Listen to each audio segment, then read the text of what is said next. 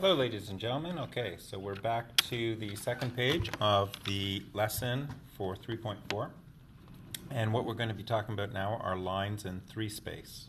So, like lines in a plane, so lines in two-dimensional space, lines in three space, often just called space, can be parallel, intersecting at a point, or coincident.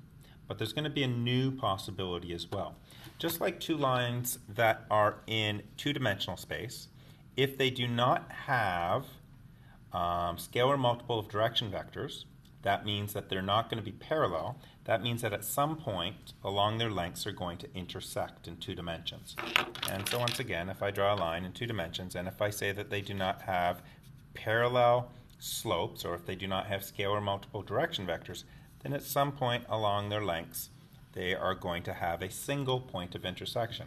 However, what happens in three spaces is that we're able to move up off the page, which means that even though you can have two lines that are not parallel, they do not necessarily have to have a point of intersection.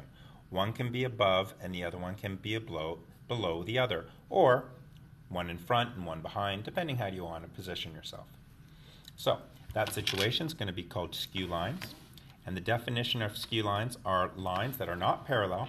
However, they do not have a point of intersection. And this situation can only happen in three space. So, following the example, determine the point of intersection of the lines if it exists. So, let's take a look. We're going to consider the direction vectors first. Consider direction vectors. This is a parametric equation. So I can pull off the direction vector quite simply. I hope you can too.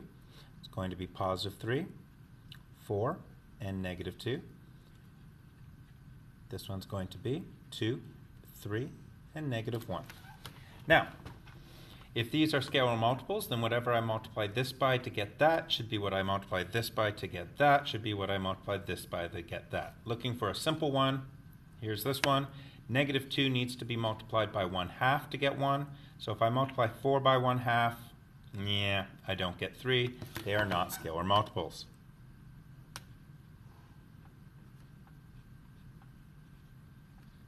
Therefore, these lines either have one point of intersection or are skew. And if they're skew, then they're not going to have any point of intersection. Okay, so what are we going to look at next? Well, we're going to use our method of elimination that we talked about in the previous example. So for line 1, you know you're going to have x equals negative 1 plus 3t. You're going to have y equals 1 plus 4t. You're going to have z equals 0 minus 2t, if you choose to write it like that. Line 2, it's going to be x equals negative 1 plus 2s, y equals 0 plus 3s, and z equals negative 1 minus s. All right, so at a point of intersection, you know you're going to have x equals x, y equals y, and z equals z. So assume point of intersection exists and determine value for s and t.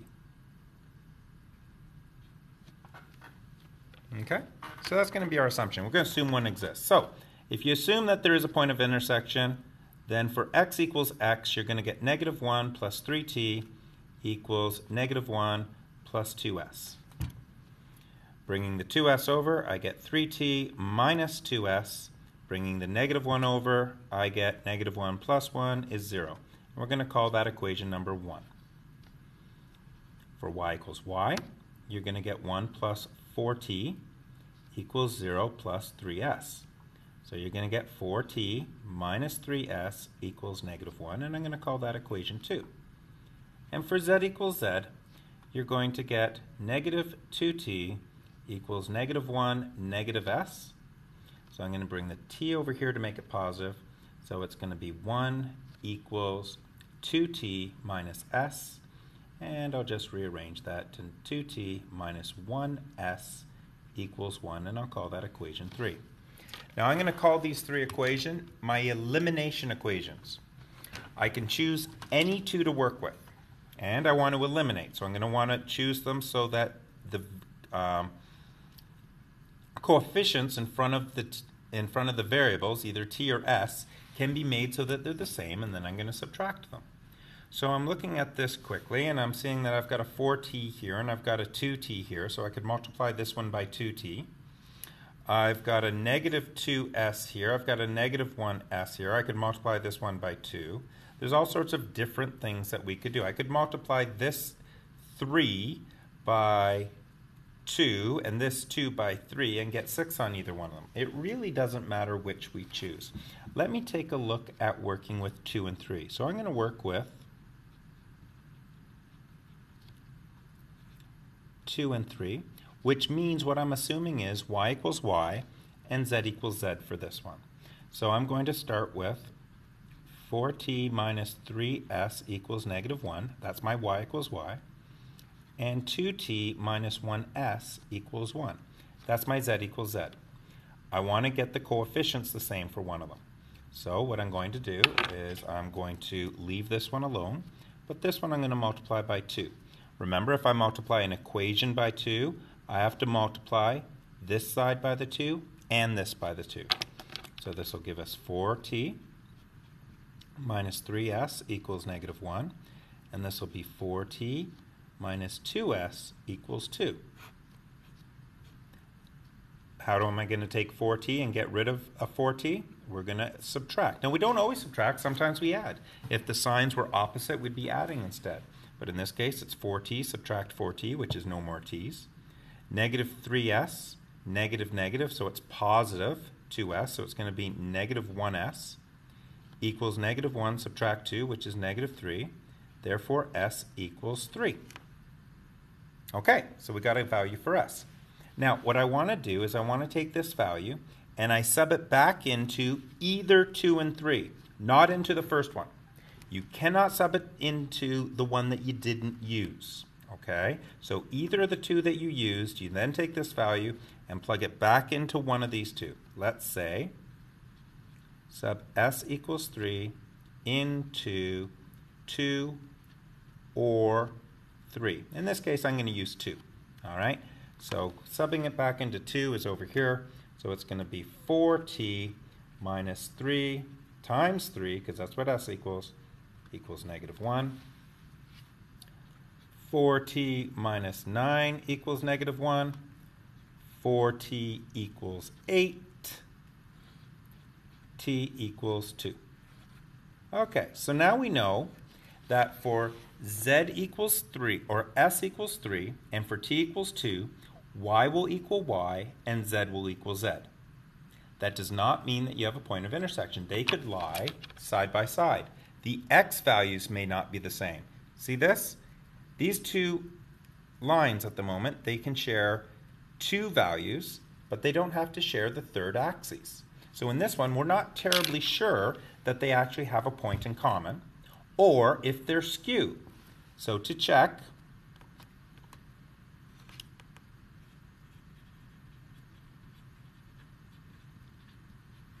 sub in s equals 3, t equals 2, into the unused equation, whichever one you didn't use.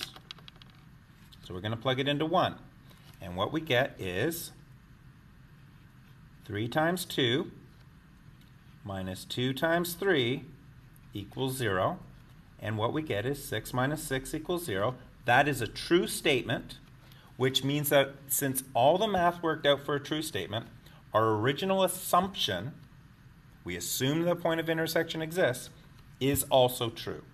So therefore, point of intersection exists and is given by, now at this point, we choose either the t equals 2 or the s equals 3 to work with, one or the other to plug into the line. So if I'm going to work with t equals 2, it's going to be negative 1 plus 3 times 2, so that'll be 5. Y will be 1 plus 4 times 2, which will be 9. And Z will be negative 2 times 2, negative 4. And the point of intersection is 5, 9, negative 4. And that's how you do that question. All right, we'll take a break and we'll come back with the last one.